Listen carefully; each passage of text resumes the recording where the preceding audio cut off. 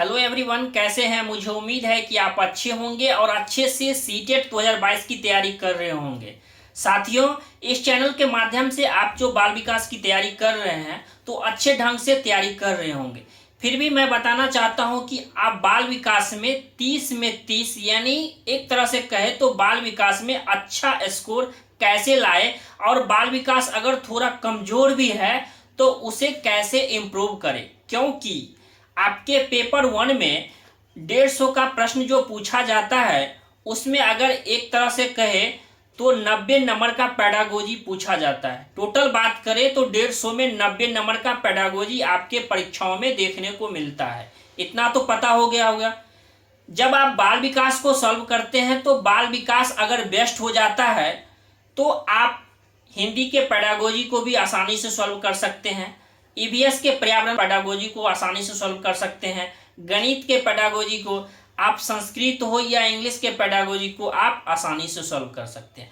तो सबसे जरूरी बात यह है कि सबसे क्यों ना क्यों इसके जड़ जो होता है, जैसे किसी भी पेड़ का जो जड़ ही अगर मजबूत होता है, अगर जड़ मजबूत हो जाता है ना तो वह पेड़ मतलब वो ऐसा उम्मीद करते हैं कि वह पेड़ अच्छा रहेगा, ठीक ना।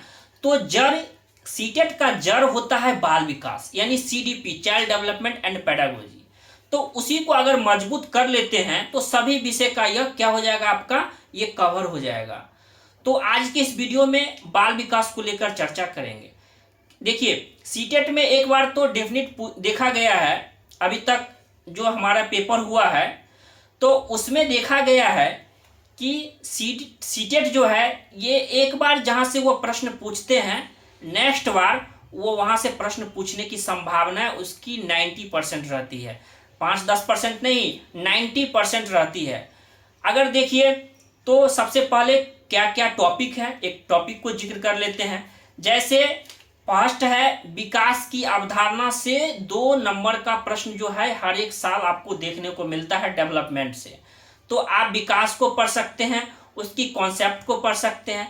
साथ ही साथ जो हमारा जो है ये सिद्धांत, जैसे एकीकरण का सिद्धांत, ये सभी सिद्धांत से 1 नंबर का क्वेश्चन पूछा जाता है। तो इस सिद्धांत को आप कॉपी में, ठीक ना, अभी जो आप देख रहे हैं वीडियो, तो एक पेज ऐसे लेकर आप कलम ले लीजिए, ये सब टॉपिक लिखते जाइए। जैसे विकास का सिद्धांत लिखिए, वहां से आपका 1 से 2 नंबर, 1 नंबर तो फिक्स है क्योंकि आपके हमारा जो सीडीपी जो है ये 30 नंबर का यानी 30 नंबर का पूछा जाता है।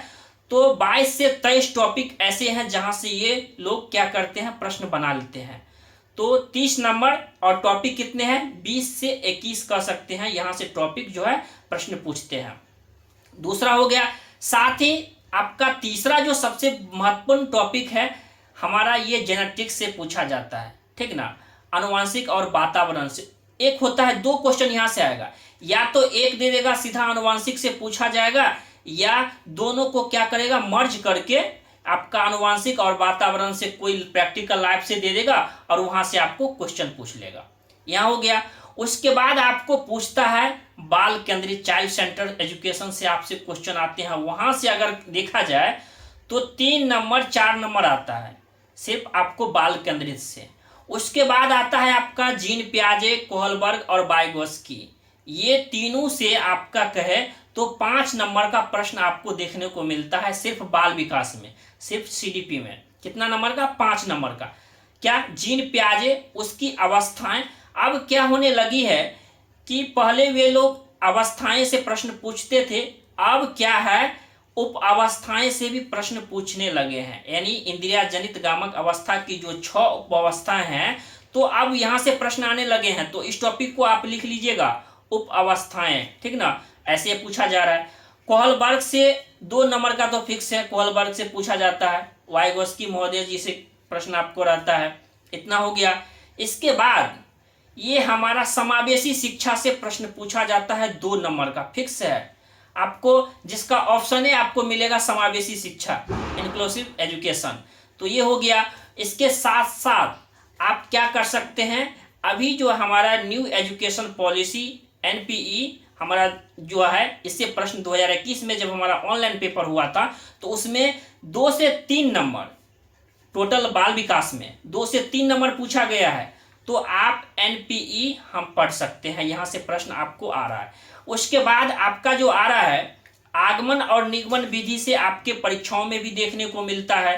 टोटल 150 की बात करें तो 5 नंबर का आपका आगमन विधि और निगमन विधि से प्रश्न रहता है। टोटल 150 में 5 नंबर का, ठीक। उसके बाद आपको डिस्ग्राफिया, डिसकैलकुलिया, ठीक ना, और डिसलेक्सिया, ऐसे प्रश्न आपको देखने को मिलेगा कि एक बच्चा है उसे बार बार क्या है लिखने में प्रॉब्लम है, तो लिखने में क्या होगा डिस्ग्राफिया, पढ़ने में क्या होगा डिसलेक्सिया, जब हमारा कैलकुलेशन से होगा तो क्या होगा क्या डिसकैलकुलिया।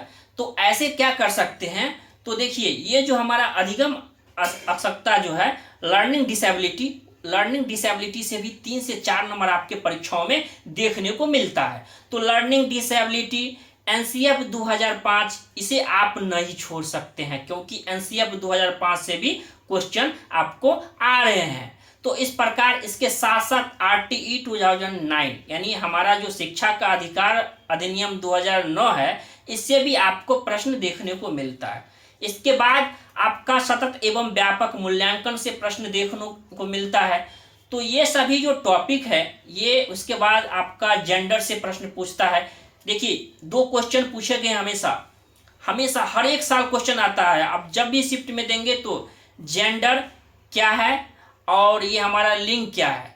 तो इस वीडियो के माध्यम से मैं बताना चाहता हूं कि जब भी प्रश्न में आपका जेंडर रहे कि जेंडर क्या है, तो हमारा यह सामाजिक संरचना है। आप कॉपी में लिख लीजिए, जब भी जेंडर रहे, इंग्लिश मिलान कर लीजिएगा, इंग्लिश में जेंडर रहे तो आप सामाजिक संरचना रहे, और इंग्लिश देख लीजिएगा जब सेक्स की बात करता हो तो हमारा यह जैविक होता है। तो ये क्वेश्चन जो है ये हर एक बार आपको देखने को मिलता है। साथ ही साथ समाजीकरण से प्राथमिक समाजीकरण, द्वितीय समाजीकरण, तो इस तरह के आपको देखने को मिलेगा। कभी पूछ देगा किसी में प्राथमिक समाजीकरण, किसी में द्वितीय समाजीकरण की बात करता हूं। ये सभी जो टॉपिक है ये क्या है। उसके बाद प्रगतिशील शिक्षा से पूछा जाता है, आपको कोई प्रोजेक्ट विधि से पूछा जाएगा। तो क्या है, आपको ऐसा नहीं है जैसे आपको बुद्धि से पूछा जाएगा, बुद्धि से, तो इसके बाद जैसे है बुद्धि का बहुकारक सिद्धांत, तो इस प्रकार के सिद्धांत से पूछे जाते हैं। ऐसा नहीं है कि यह सिद्धांत किसने दिया, ये सभी पर कम ध्यान देना है। लेकिन आपके जो प्रैक्टिकल लाइफ से जो क्वेश्चन पूछे जाएंगे, ऐसे क्वेश्चन को आप प्रैक्टिकल वाले क्वेश्चन परीक्षाओं में अब ज्यादा आने लगे हैं, पहले भी सीटेट में आते रहे हैं। तो इस प्रकार क्या कर सकते हैं, ऐसे टॉपिक को, जैसे देखिए कुछ ऐसे टॉपिक जो मैंने बताया 20-21 टॉपिक है, यही सब टॉपिक है जो आप देखेंगे प्रीवियस ईयर के क्वेश्चन को देखेंगे और देखेंगे अच्छा समावेशी शिक्षा से पूछा गया है। तो देखिए हर एक साल क्या किया गया है, समावेशी शिक्षा से प्रश्न पूछा गया है, इसके बाद समाजीकरण से क्वेश्चन पूछा गया है। तो इस बार ऐसा नहीं है कि सब कुछ बदल जाएगा, कुछ नहीं बदलेगा, जैसा पूछता था इस बार भी ऐसा ही आएगा। तो ऐसे टॉपिक को आप प्रैक्टिस कर सकते हैं और ऐसे टॉपिक को अच्छे से पढ़ सकते हैं। इस प्रकार अगर पढ़ते हैं तो बाल विकास में आप क्या कर सकते हैं, अपने आप को सेफ महसूस कर सकते हैं। सेफ का महसूस होता है कि 30 में आपको 29 लाना है, 28 लाना है, 30 में 30 लाना है। जब आपकी बाल विकास मजबूत हो जाएगी, लगे कि हाँ कि अब मेरी चाइल्ड हमारा CDP मजबूत हो गया, तब आप देखेंगे कि हिंदी के 15 का 15 है, 15 का 15 आपका सही हो जाएगा। EVS का देखिएगा 15 का है तो 10-12 सही आपका हो जाएगा। गणित का देखेंगे 15 नंबर का पेडागोजी पेपर 1 में, तो आपका वहां 10 क्वेश्चन सही होगा। तो देखने बाल विकास अगर जड़ ही मजबूत हो गया तो जितने भी पेडागोजी आते हैं सबकी आपके क्या हो जाएगी, मजबूत हो जाएगी। इस प्रकार आप बाल विकास को स्ट्रॉन्ग कर सकते हैं। आपकी बाल विकास जो है ये क्या हो जाएगी, खूब मजबूत हो जाएगी, स्ट्रॉन्ग हो जाएगी। जहां से भी प्रश्न पूछा जाए कोई दिक्कत नहीं, आपको बना सकते हैं। तो इस प्रकार अगर इस वीडियो के माध्यम से अगर थोड़ा भी फायदा अगर आपको लगा होगा कि हाँ आपका भाई, ठीक ना, कि इतना आप सबके लिए करता, अगर छोटा भी अगर प्रयास आपके जीवन में अगर है, इस वीडियो से लगा होगा, फायदा लगा होगा, तो इस चैनल को सब्सक्राइब कर दीजिएगा और इस वीडियो को प्लीज दोस्तों तक शेयर करना मत भूलिएगा। तो इस वीडियो को ज्यादा से ज्यादा दोस्तों तक पहुंचाइए, ठीक ना। और चैनल पे पहली बार आए हैं तो चैनल को सब्सक्राइब कर लीजिए। फिर मिलते हैं कोई अगली वीडियो में कोई नई टॉपिक के साथ। जय हिंद, जय भारत।